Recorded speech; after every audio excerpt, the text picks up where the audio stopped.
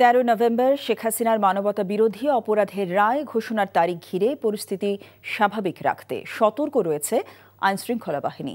রাজধানীকে 8টি ভাগে ভাগ করে কাজ করবে 17,000 পুলিশ। এসব কথা জানিয়েছেন স্বরাষ্ট্র উপদেষ্টা। আর ডিএমপি কমিশনার জানিয়েছেন সার্বক্ষণিক নজরদারির কাজ করবে আইনশৃঙ্খলা রক্ষাকারী বাহিনী। তামজিদ সুমনের রিপোর্ট।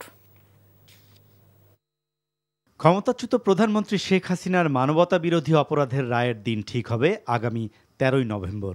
আন্তর্জাতিক অপরাধ ট্রাইব্যুনালের এই তারিখ নির্ধারণ ঘিরে সারা দেশে লকডাউন ঘোষণা করেছে কার্যক্রম নিষিদ্ধ সংগঠন আওয়ামী লীগ। আগামী 13 তারিখ ঢাকায় সকাল সন্ধ্যা লকডাউন, এবং লকডাউন বলতে লকডাউন। বিষয়টি নিয়ে আলোচনা চলছে রাজধানী সহ গোটা দেশে। কি হতে যাচ্ছে 13 নভেম্বর? এমন শঙ্কার মাঝেই গত 3 দিনে রাজধানীর 9টি স্থানে বাসে আগুন দেয়া সহ বেশ কয়েকটি নাশকতা ঘটেছে।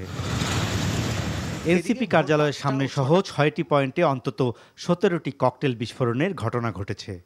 এত সব ঘটনার পরও দেশের গুরুত্বপূর্ণ ও স্পর্শকাতর প্রতিষ্ঠানগুলো এখনও অনেকটাই ঢিলেঢালা ভাব।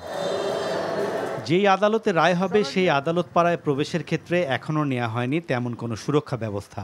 আইনজীবীরা অভিযোগ করে বলেন, কোনো তল্লাশি ছাড়াই যে কেউ প্রবেশ করতে পারছেন হাইকোর্ট চত্বরে। রায়ের দিন ধার্যকে কেন্দ্র করে সর্বোচ্চ প্রস্তুতি নেওয়া হয়েছে জানিয়ে ডিএমপি কমিশনার বলেন, নাশকতাকারীদের বেশিরভাগই অর্থের বিনিময়ে ঢাকার বাইরে থেকে নিয়ে আসা হচ্ছে। নিষিদ্ধ একটি দল অঙ্গ সংগঠনের 552 জন নেতাকর্মীকে গ্রেপ্তার করেছে ঢাকা মেট্রোপলিটন পুলিশ। অর্থের বিনিময়ে তারা ঢাকায় এসে ঝটিকা মিছিলে অংশগ্রহণ করে, আবার ঢাকার বাইরে চলে যায়। 13 তারিখ নিয়ে শঙ্কার কোনো কারণ নেই। আমরা Dhaka metropolitan police, Bangladesh army, BGB, অন্যান্য এজেন্সি সবাই সম্মিলিতভাবে এটাকে রুখে দেব ইনশাল্লাহ। ভয়ের কোনো কারণ নেই, আমি আপনাদেরকে আশ্বস্ত করতেছি। এদিকে স্বরাষ্ট্র উপদেষ্টা বলেছেন, পরিস্থিতি স্বাভাবিক রাখতে সতর্ক রয়েছে আইনশৃঙ্খলা বাহিনী। ট্রাইব্যুনাল, মেট্রো রেল সহ কেপিআইভুক্ত এলাকায় নিরাপত্তা বাড়ানো হয়েছে। বড় ধরনের মিছিল কোথাও হচ্ছে না।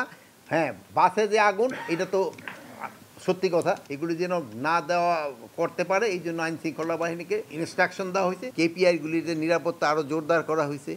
তারপরে যে ধরেন যে এই যে রাস্তাঘাটে এই যে ধরেন যে বাসে আগুন দেওয়া, তেল ঠেল রেডি করে এইগুলির বন্ধ করে দেওয়া হয়েছে। প্লাস আইনশৃঙ্খলা বাহিনীগুলি তাদের স্ট্যাটিক ডিউটিগুলো আরও বৃদ্ধি করা হয়েছে। আগামী 20 নভেম্বর পর্যন্ত নগর জুড়ে এই বিশেষ নিরাপত্তা ব্যবস্থা থাকবে বলে জানান তিনি। Tamjid Suman, NTV news, Dhaka.